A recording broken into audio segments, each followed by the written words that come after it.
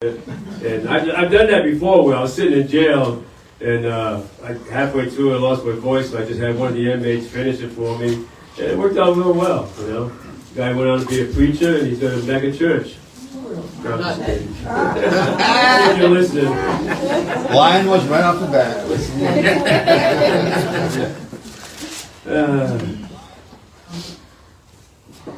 Well, in Genesis, it says, and the Lord said to Cain, why are you angry? Why is your face downcast? If you do what is right, will you not be accepted? But if you do not do what is right, sin is crouched at the door. It desires to have you, but you must rule over it. So today we're going to talk about doing what is right. And sometimes it's not going to be popular, but if God says it's right, it's right. Like I always said, if God's happy and Sharon's happy, I really don't care if you guys are happy. I can make you laugh, but I can't make you happy. So, to do what is right. Well, Cain was the firstborn of Eve, and he was the keeper of the ground. And then Abel came along later on, and he was the keeper of the sheep. And Cain brought an offering to the Lord, being the keeper of the ground. He gave him some rotten fruit and just stuff that was left over. And Abel gave him the firstborn of the sheep, which is a blood sacrifice. So God honored the blood sacrifice more than, and it wasn't because of the object, it was because Cain did it with a bad attitude. Not that we've ever done something with bad attitudes, but sometimes we do something out of spite and out of revenge. But God accepted Abel's sacrifice. And but Cain had an attitude, not much faith in God. So Abel did what was right. And the key word here is it says that sin desires to have you. Imagine that, you know, sometimes it feels like it's closing in on us. And if you ever have to put on the news, unfortunately, you feel even worse. You know, the whole world is just closing in on us. So much negative going on right now, and sin is running rapid. So sin desires to have everybody that feels this passion for evil. In Deuteronomy it says, do what is right and good in the Lord's sight, so that it may go well with you, and you may go in and take the good land the Lord has promised, an oath to your ancestors. In Proverbs it says, to do what is right is just and more pleasing to the Lord than sacrifice. I think that's the key word there, is to do what is right is better than sacrifice. You know, it's better than sometimes, you know, some people are so heavenly bound in their earthly good, they're so righteous in their own eyes that they think that sacrifice is going to get. And a lot of you guys were raised in religious schools, I'll put it politely, that, you know, we talk about sacrifice, you know. How many candles we're going to light up for a felony? I didn't know what the number was, you know. So you think about it, you know, the nuns will say, you know, you stole that over there, so that's a $5 candle, and you'll be okay. You taught that, right? You taught that if you sacrifice, you're going to be okay, but that's not what God wants. He wants your heart. He wants you to do what is right. It wasn't that the Lord did not appreciate the sacrifice, it's because of Cain's lousy attitude. So, and doing what is right is not always going to be popular. And we were just talking about that, right, Owen? If you choose to do what is wrong and you're comfortable with it, now you got a problem. So Abraham believed that God's promise to make him a father of nations, despite being well past his age of fatherhood, acting in hope against all odds. When you focus on the Lord, you will not listen to naysayers. You know, when I go and talk in the jail, I have about 25 guys. That's the max I can get. And there's 60, 70 guys in the pod. And most of those guys won't come out because they have all the answers already. You know, if you have a piece of paper and a pencil, write this down. They have the answer. When they get out next time, they're not going to get caught. This is good stuff. You know, this is what they figured out. Next time they get out, I said, I've saw you 6 times in here. I know, but next time I'm not getting caught. You know, most of them, if I could be polite, are mad because they got caught, not because of what they did. Amen? So, when you listen to naysayers, you'll never get anywhere. You know, they told me my hair was too long. I had too many tattoos. I didn't talk right. I could never be a public speaker. I've heard that all the time in my life. You know, but what God says, just to do what is right. He's already got it all planned out, obviously.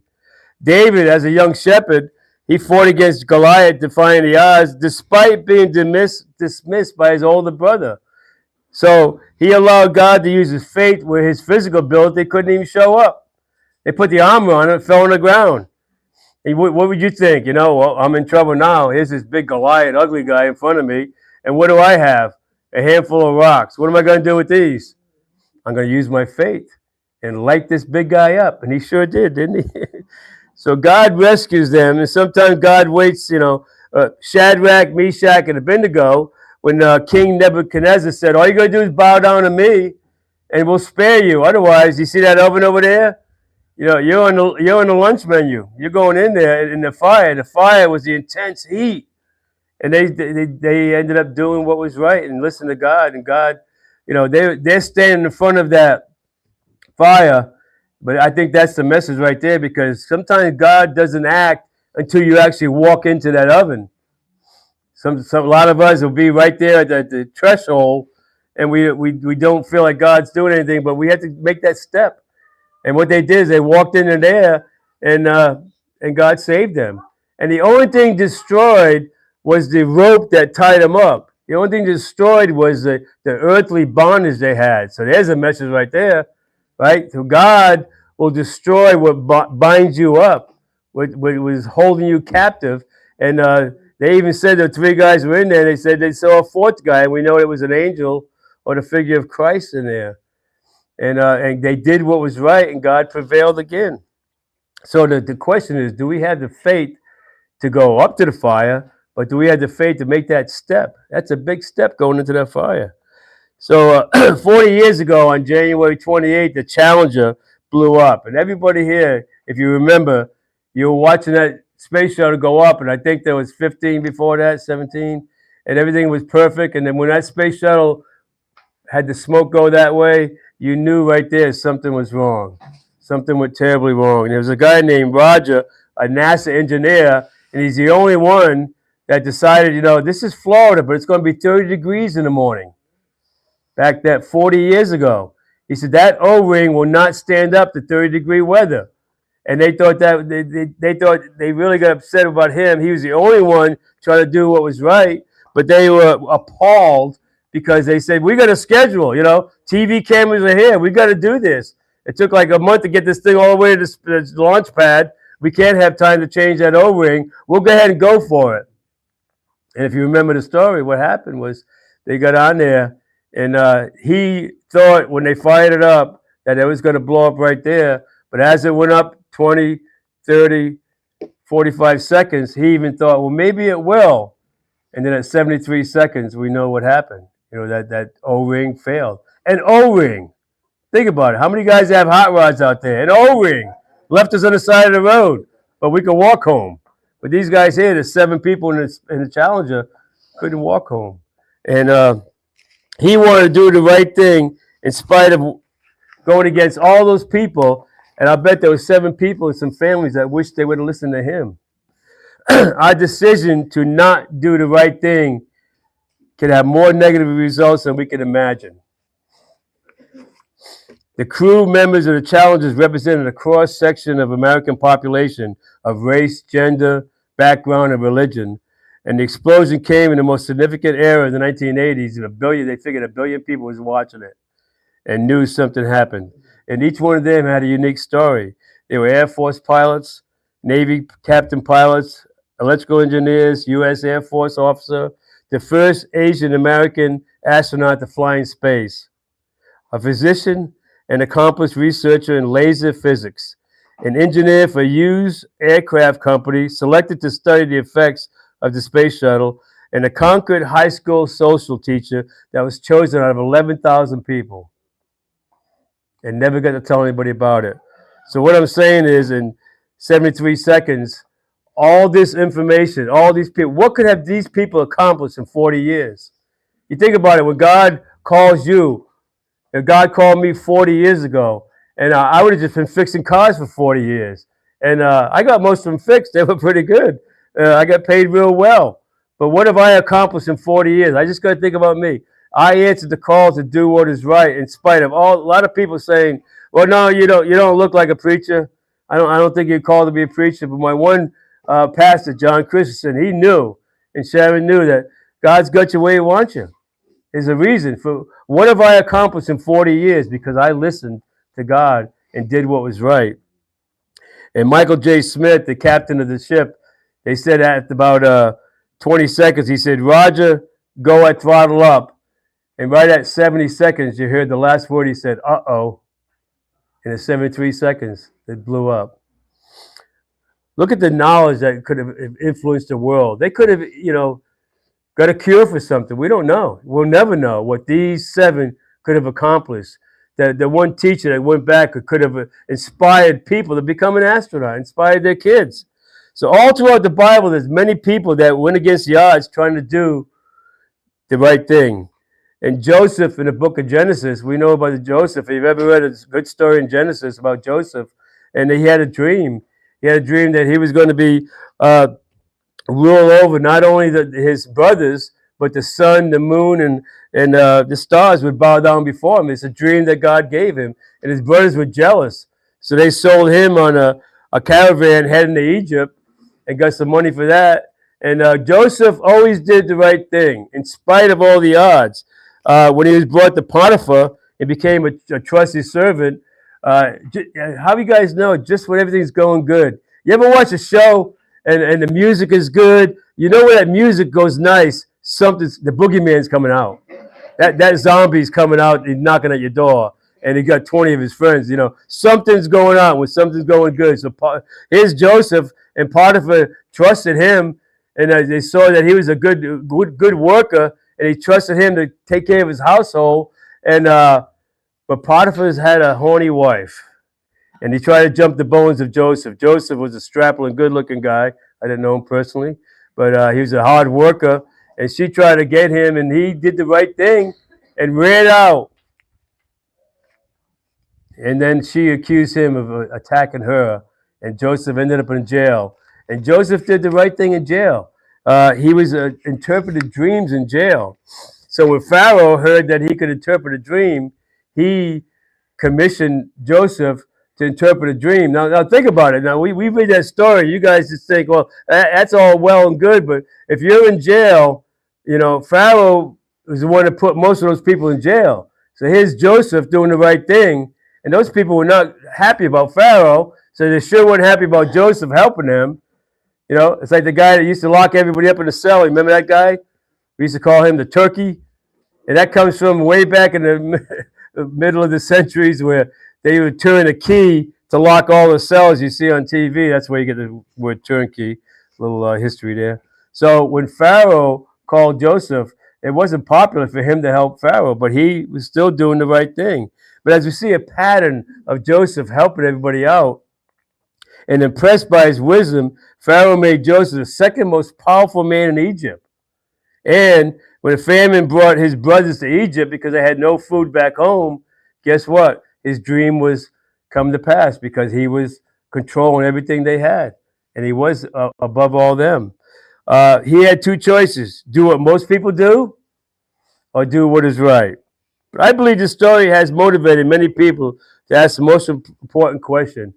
What would Jesus do? Or better yet, what would Jesus have me do?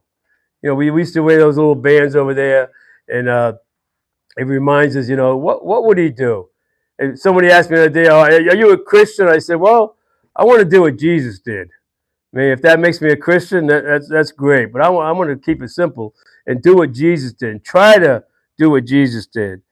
My friend John Flatt, from the Bronx, you can't fool a guy from the Bronx. I'm telling you that right now. John Flatt was a really neat guy. When I first started going to church, he would greet me over there. He's the one that inspired me to actually go back to church when I didn't want nothing to do with all these Christian people. I didn't want to go to church.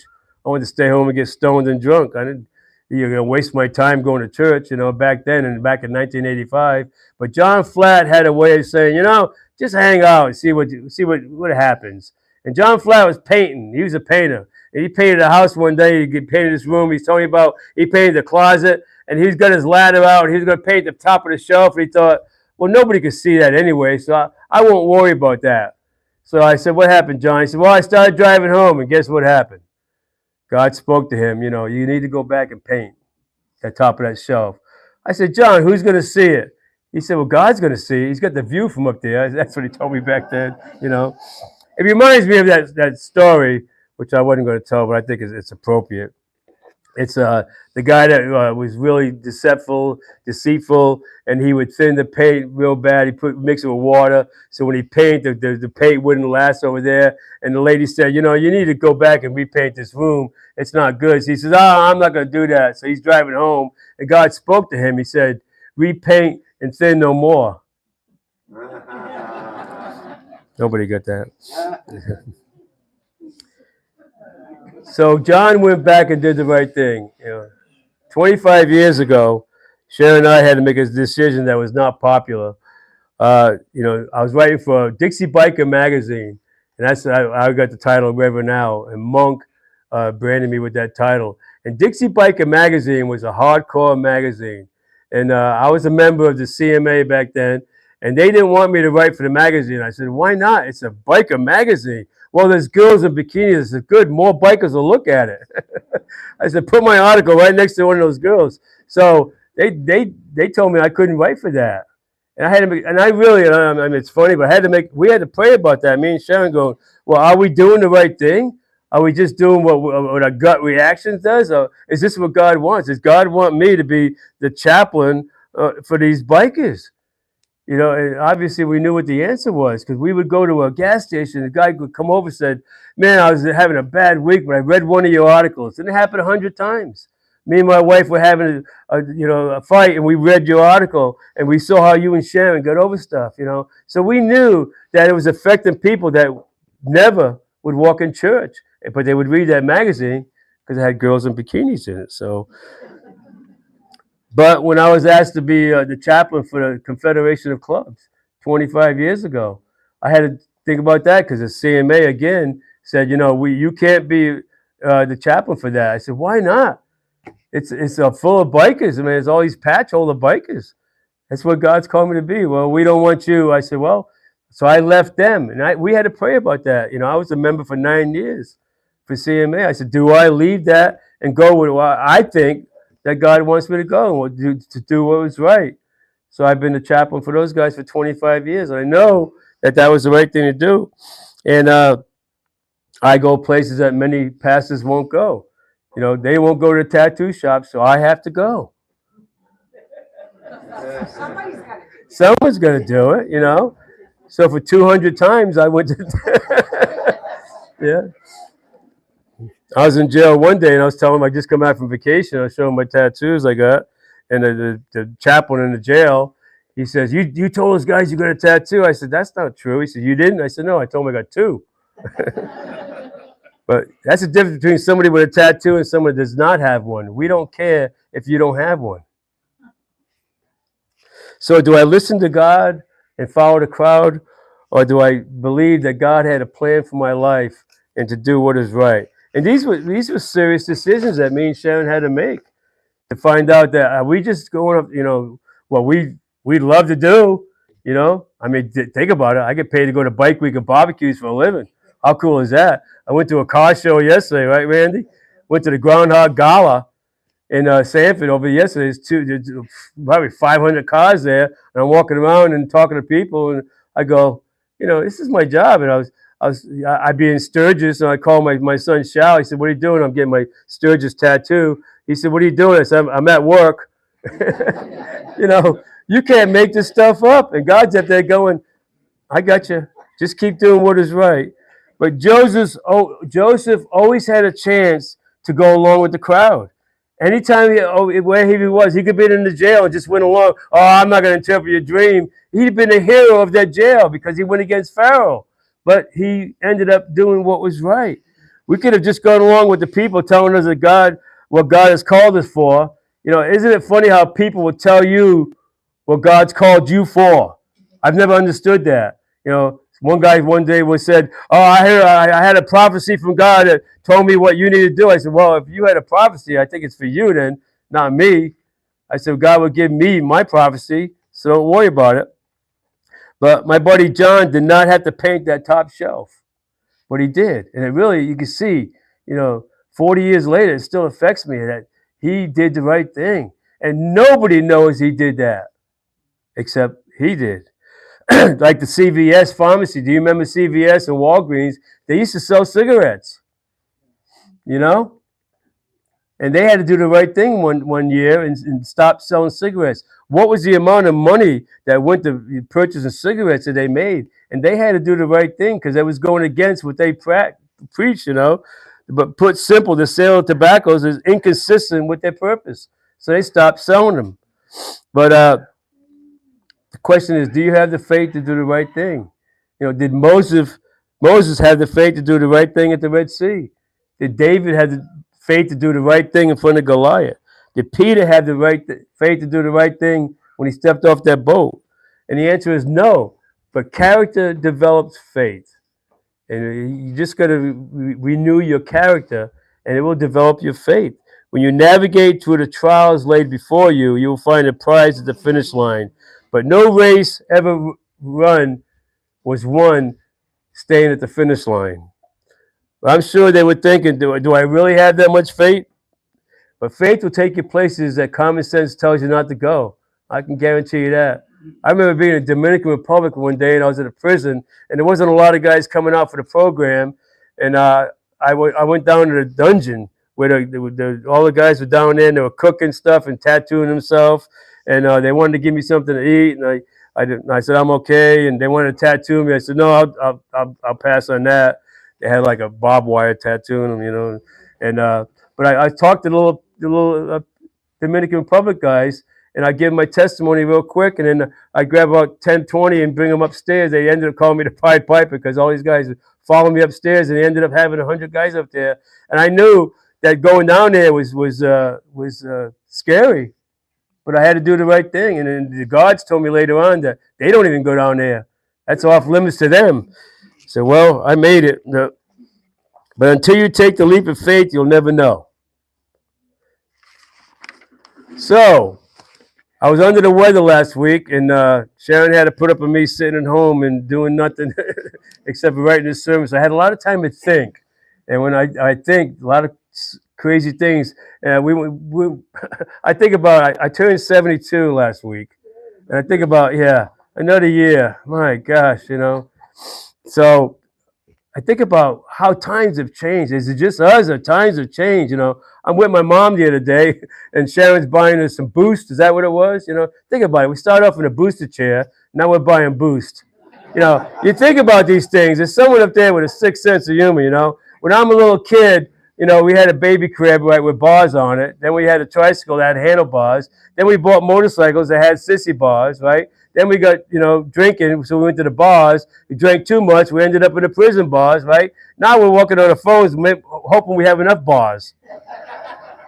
Times have really changed. Before, when you block somebody, you were playing Battleship back then. Now you block somebody or you tag somebody. You hear that?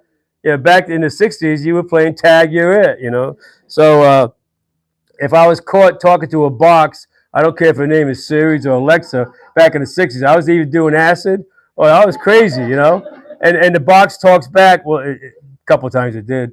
But back in the 60s, they thought you were nuts. And now we're talking to boxes, right? How many guys, everybody talking to box. With me and Sharon in the living room, all of a sudden Lexus is answering up. We're even talking to her. And she's like, I think you guys need to be, okay, so.